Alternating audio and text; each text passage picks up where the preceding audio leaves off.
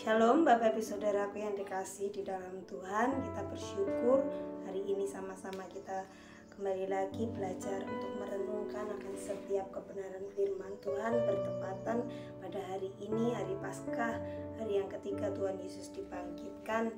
Sama-sama kita mengucap syukur buat setiap pengorbanan Tuhan. Untuk membuka perenungan pada pagi hari ini, sama-sama kita satu di dalam doa.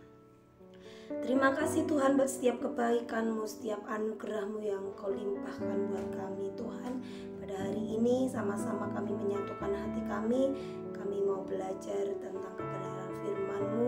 Ajari kami untuk taat dan setia Tuhan, untuk memberi makan setiap manusia roh kami dan memastikan kami mengalami kedewasaan rohani bersama dengan Engkau.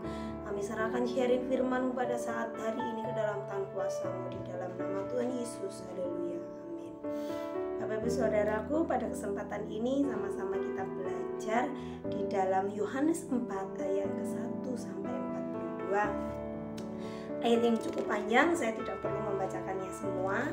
Dan ini cerita ini tentang percakapan dengan perempuan Samaria. Saya yakin dan percaya Bapak Ibu Saudaraku semuanya sudah sering mendengar tentang cerita ini ya, di mana Tuhan Yesus bertemu dengan perempuan Samaria, di mana Tuhan Yesus itu datang ke Samaria, tepatnya itu di Sikar itu ya, dan Tuhan Yesus bertemu dengan perempuan Samaria, di mana orang Yahudi itu tidak boleh berkomunikasi dengan orang-orang Samaria.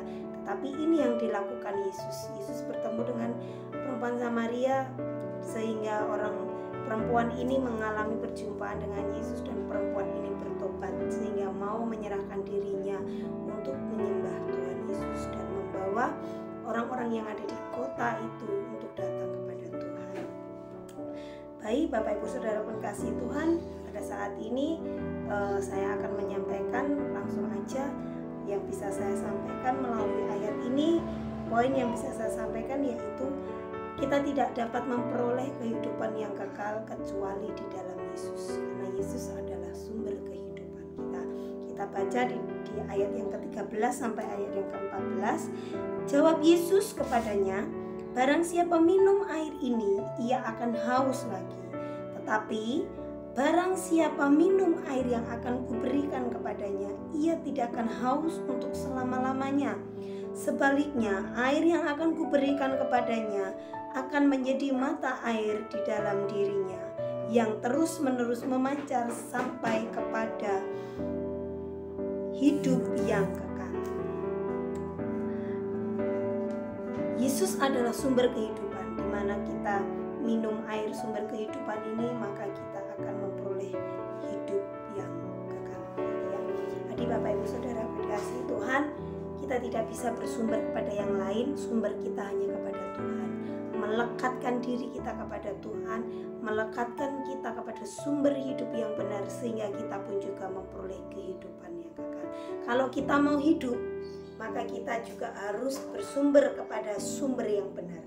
Kalau mau hidup kita menjadi hidup yang sesuai dengan yang Tuhan mau, maka kita harus pastikan bahwa kita ini bersumber kepada sumber yang benar. Buka setiap hati kita, sama-sama datang kepada Tuhan. Lekatkan diri kita hanya kepada Tuhan, bukan kepada yang lain, bukan bersumber kepada yang lain. Kalau kita bersumber kepada yang lain, kita tidak akan mendapatkan kepuasan. Itu tidak akan menjawab apa yang menjadi solusi hidup kita.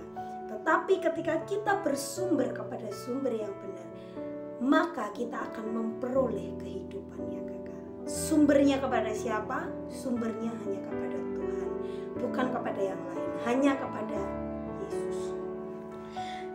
Bapak Ibu Saudara kasih Tuhan, dan selanjutnya kita juga akan belajar kenapa kita harus bersumber kepada sumber yang benar. Kenapa kita harus melekatkan diri kita kepada Yesus? Kenapa Bapak Ibu Saudara kasih Tuhan? Karena pribadi kita ini adalah pribadi yang berharga di matanya Tuhan. Tuhan menghendaki kita itu melekat kepada Dia, karena kita adalah milik kepunyaannya. Sama seperti halnya seperti ini, saya kan punya anak kecil gitu ya. Saya punya anak. Senakal-nakalnya anak saya, sebandel-bandelnya anak saya, dia memiliki kekurangan, gitu ya, dia tetap anak saya. Dia tetap anak saya, dia tetap berharga buat saya. Karena apa? Dia anak saya. Maka saya akan mengupayakan dengan kekuatan saya, dengan apapun itu saya upayakan supaya apa? Anak saya ini menjadi anak yang baik. Anak saya ini menjadi anak yang patuh kepada saya orang tuanya. Gitu ya. Tidak menjadi anak yang nakal lagi. Sama halnya dengan kita. Kita ini memang manusia berdosa. Jangan sampai dosa itu menuduh kita. Kamu orang yang banyak dosa, kamu banyak kebohongan gitu ya. Kamu kalau kerja nggak jujur gitu ya. Kamu orang yang malas-malasan beribadah.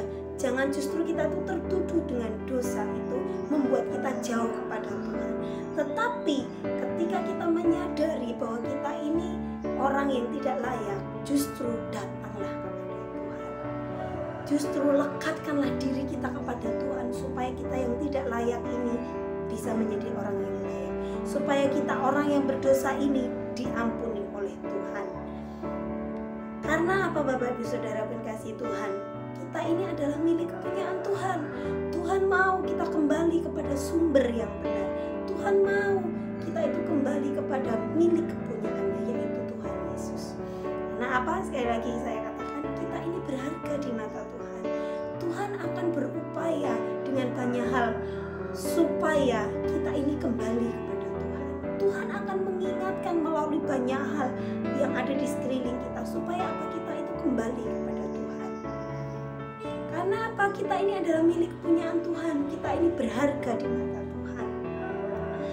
Hal ini membawa saya kepada poin yang selanjutnya, mengingatkan bahwa hanya Yesus itu yang menjadi juru selamat kita.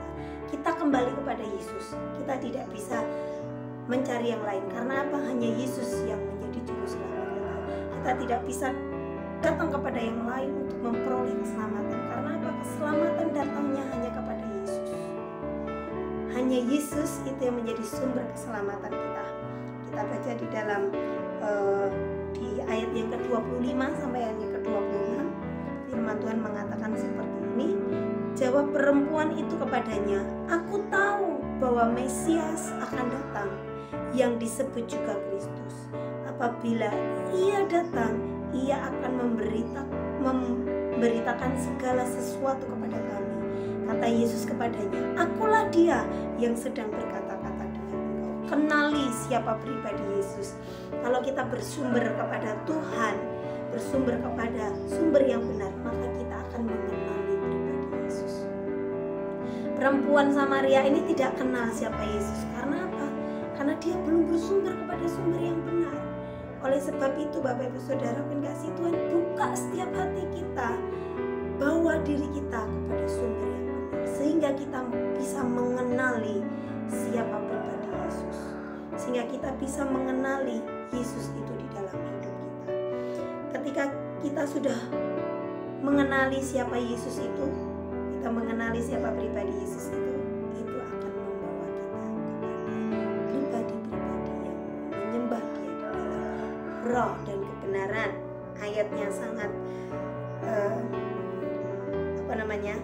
sangat familiar. Kita baca di dalam ayat yang ke-23 sampai yang ke-24.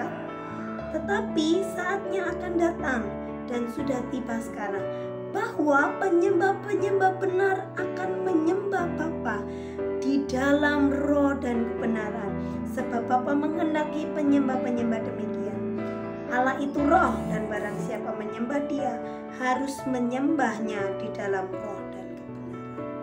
Kenali siapa yang kita sembah, maka kita bisa disebut kita ini adalah penyembah-penyembah yang benar. Destiny kita adalah seorang penyembah.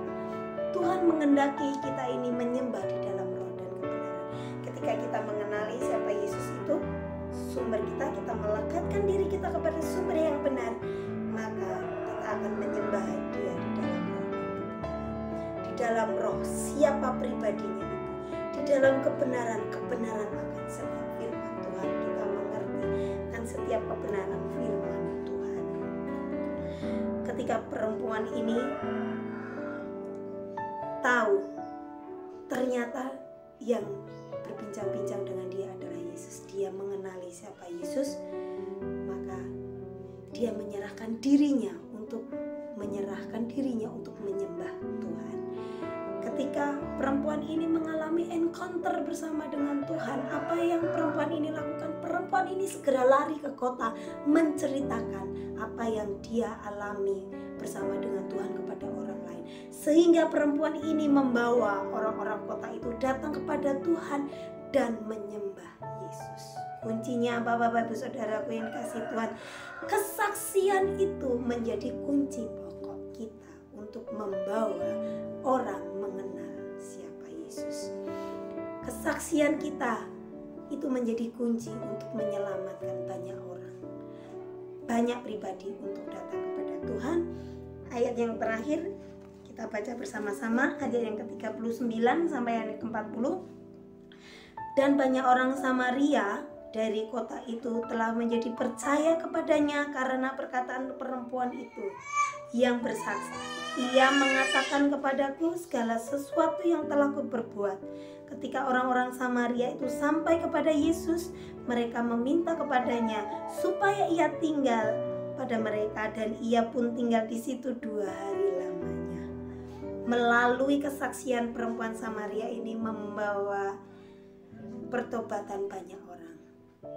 Melalui kesaksian kita membawa pertobatan banyak orang. Apakah kita sudah bersaksi kepada orang yang belum mengenal Tuhan dan membawa orang-orang itu mengenal kepada Yesus?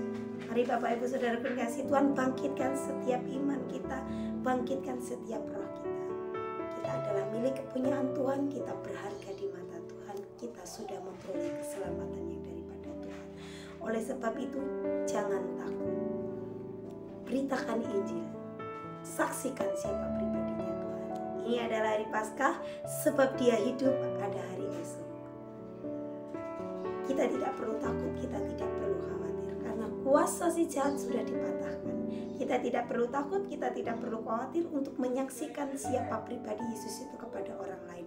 Ketika kita mau bersaksi, itu membuka banyak pintu untuk menyelamatkan jiwa-jiwa. Demikian sharing firman yang bisa saya bagikan pada hari ini. Sama-sama kita satu di dalam doa. Bapa di dalam surga, terima kasih buat setiap sharing firman-Mu yang mengingatkan kami, bila kami boleh menjadi orang-orang kepunyaan-Mu yang membawa kami untuk datang kepadamu, menyembah-Mu di dalam roh dan kebenaran, dan kami boleh menjadi saksi-saksi-Mu, dan kami boleh menjadi alat-Mu untuk menyelamatkan banyak jiwa. Terima kasih Tuhan, sekali lagi kami serahkan hidup kami untuk menjadi pribadi-pribadi yang semakin berkenan di hadapan-Mu Tuhan. Terima kasih, di dalam nama Tuhan Yesus kami berdoa. Haleluya, amin. Tuhan Yesus memberkati Bapak Ibu Saudaraku semuanya.